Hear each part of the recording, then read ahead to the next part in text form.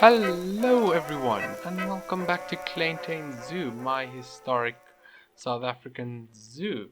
And yeah, like I said last episode, upload frequency is going to be a little bit high in December because it's holiday times and I'm not so busy. And yeah, I think the aquatic pack actually probably is out by the time you're watching this episode, so I'm going to make some stuff on that, so expect that in the future. But anyway, before I continue showing off anything I built, I should mention that the world download or for this update in the timeline will be available for you to see. It will be on the workshop, so you can go and see, compare to the old stuff, or just look around. And the reason why I'm doing that is because I think these two episodes, unless my plans change drastically, these two exhibits and maybe these ones will be demolished because I'm gonna build some new stuff there. So yeah, and I just wanted to have these in one last time because these are part of the original paddocks I built. There were a few more, but I've long demolished those, and these are the last remaining ones. And at least these two are gonna disappear. So the animals will still be there. You'll still have Sable and Springbok, but the exhibits will be gone. And while these animals, some of them are the original animals I placed in the exhibit when I made it, realistically, like Springbok only live, I think, 9 years or so. Yeah, like up to 9-10 years. And so this would be the zoo's like third set or generation of them, and same with the Sable. They live like 16 years, I believe, if I'm not mistaken. And so this is like the second generation, and same thing for like the lions and the Gemsbok. The zebras, I believe, in captivity can live up to 40 years, but they normally live like into their 20s, so these are probably replaced as well. The ostriches live up to like 40, so these ostriches could very well be the original ostriches from the zoo. But anyway, that's enough of a crash course on some animal ages. I just want to mention these bears sometimes might escape in case you're checking out the world for yourself, because the exhibit is so small, they'll sometimes glitch into the wall and escape. So just keep that in mind. And they also, because hitboxes change, they can't come into this front section anymore, unfortunately. Yeah. And so first of all, I'm going to show you a little update here. So do have a nice plastered paving here, like I said. Slowly start paving all the areas in a little bit here and there. So this is the first part. Also add some hedges to separate it away from the grassy area. Some palms that will eventually grow up to shade the place. And yeah, as you can see, added a bit of a drainage system in here. So we have this gutter to take the water, throw it in the plants. Got a barrier here so people don't get their fingers bitten off by the animals. And this is supposed to be like a little drain. This is just the Planet Zoo cooler, and you can turn it off so it doesn't actually cool the area. Not that it matters because there's no animals here. And I put like, I think, a pot or something in there so it looks black. Yeah, just recolored this, one of these pots. And that kind of matches the drain. And another update to these small animal cages is that I actually have some gutter-shaped animals here. So this is a striped skunk made by Drak or Drak, I'm not too sure how to pronounce that. But the link will be in the workshop for his small mammal pack. Some really cool animals. And over here we have some porcupines. This was made, I believe, by someone called Labor something. Yeah, a link will be to their this workshop item as well. And you should check out Drak and Labor something's workshop. They got some really cool animals here. So I put them in so that these implied exhibits are just a little less implied. Yeah, anyway, let's go check out the new stuff. Oh wait, before I do that, update the garden here. Before this garden extended all the way over here to the path, then I decided, you know what, let's pull it back just so the grassy area over here connects with this area, and we leave the trees just to keep shade for some people. But still have the garden here to kind of close off the wolf house from the rest of the place. But yeah, now you can see some of the new stuff that I've built. See, there's some cages there, some cages back there, an exhibit over here which we'll check out in a bit more detail. I just want to start from this side around. So come up past the waterfowl, past the lions and tigers, and we hit a new exhibit. Then these are wattle cranes. Here we have the sign over here, and these are part of a crane pack that I've made. I made all species of cranes. The link will be in the description. Made them all out of gutter pieces and a few other bits and bobs. So if you want to add them into your zoo, then you can do so. And so I got two of them. Yeah, probably like a breeding pair or something. This is a very, very jank exhibit. This one and their neighbors, which contain the Marabou stork. So Marabou stork isn't on the workshop just yet. I want to do a big stork pack to have them all. So Marabou will be up in a while. Maybe check the description, because as soon as I finish the stork pack, I'll put a link in the description. But that still might be a little whiles away. Okay, so these exhibits are really, really janky. As you can see, we've got these material things on the side here just to kind of stop the cranes and the stork being able to look outside. Yeah, so that way when keepers walk past this area, the birds won't try and poke at them, and also they won't, more importantly, poke at each other here because they won't be able to see each other. And you can tell this is just like the zoo got these birds and they're like, ooh, we need an exhibit for them. Let's just put up a fence, put up some material barriers here, and yeah, we're good. And also got a shed back here, and I imagine I've seen like a shed in crane and stork exhibits before, and I imagine it's just for them to sleep in. So just got some hay there and they can come sleep in there. And I like the juxtaposition between the big cat house and these janky exhibits. You've got something fancy, and then there's just low budget thing with overgrown grass. I'm finally integrating this tall grass into the actual zoo. And what's ironic is that this exhibit with the crane is technically more humane than this big cat house that holds tigers in these small cages. So yeah, and as you seen earlier, we've got a few more cranes up here. We've got some blue cranes also in the crane pack. Yeah, the exhibit's a bit more fancy, a little less jank, but still you see chain link fences and that.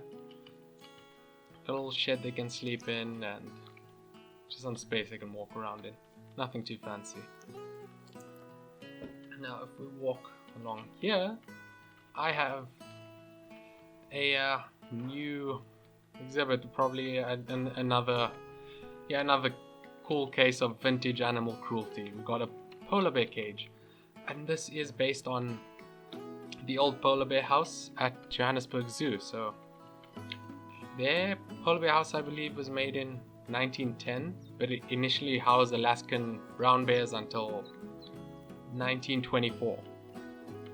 Then it got polar bears that housed them until the 80s, and a new cage was there constructed. And it's kind of ridiculous that a cage like this was kept running until the 80s, but at least they replaced it and better suited exhibit. It's still not up to the same standards as some of the newer polar bear exhibits, but it's way better than this, and it housed polar bears until I believe 2014 or 2015. That's when the last polar bears in Africa died, and there'll probably never be polar bears in Africa again because Africa is very warm and polar bears don't do well in the warm, so polar bears are being faded out of warm tropical and subtropical regions. Yeah, since we're in the past, I'm gonna still keep polar bears around in the zoo for a little while.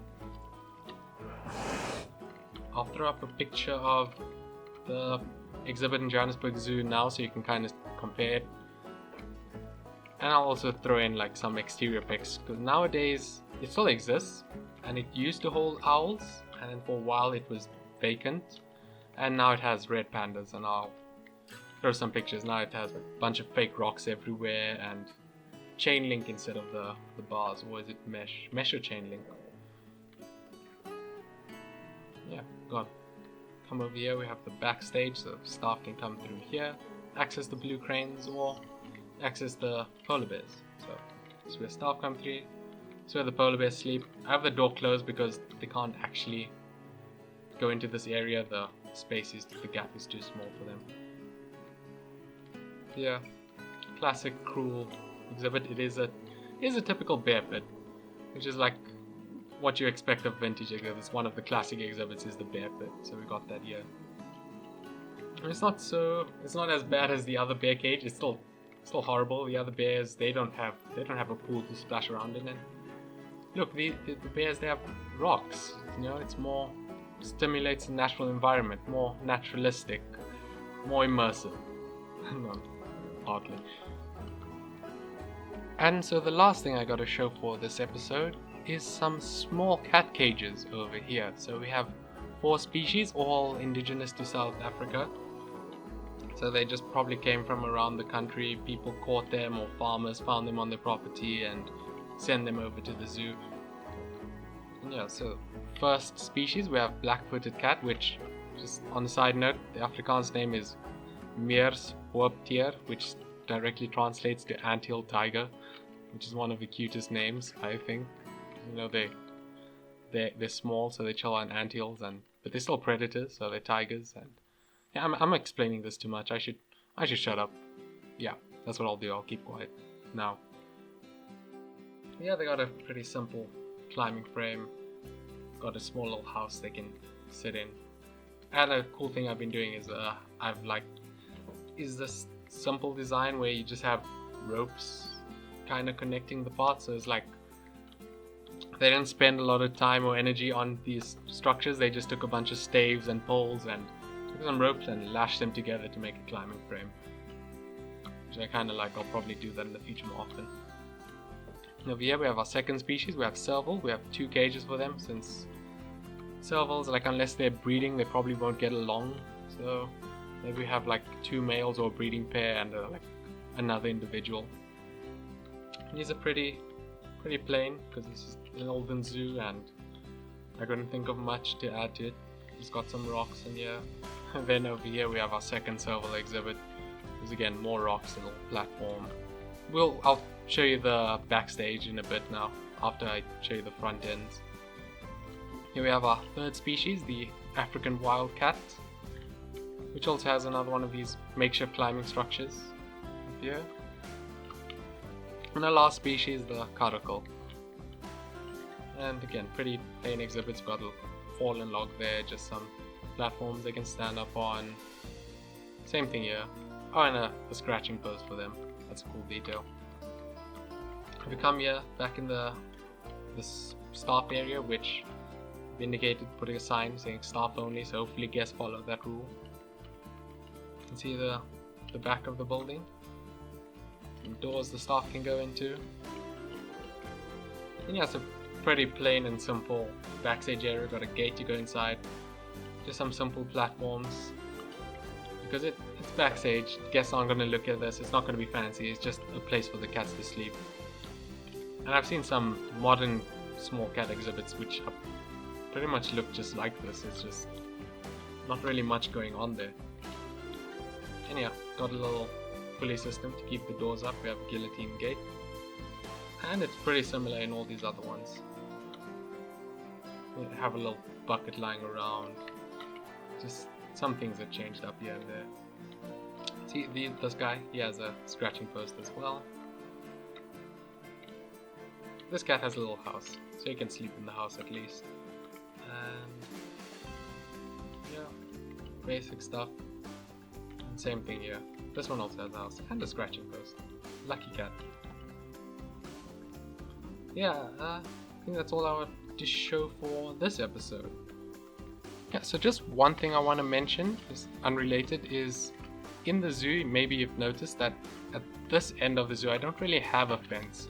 On this side here I have a wall and that to kind of stop people from going in, but and there's a fence here, kind of just a cheap chain link fence stopping people from entering, but to stop people going onto the rest of the estate I just have some tall grass here, because normally that's a good deterrent, because people just won't walk into tall dense grass like this, because might be snakes and that or more importantly, you're going to dirty your clothes. And especially in this time period where people visit the zoo in like 20-piece suits and 50-piece dresses, you're not going to walk in tall grass with that, you'll ruin it. But so yeah, I think just having a grass barrier like this is enough to stop people from just wandering off.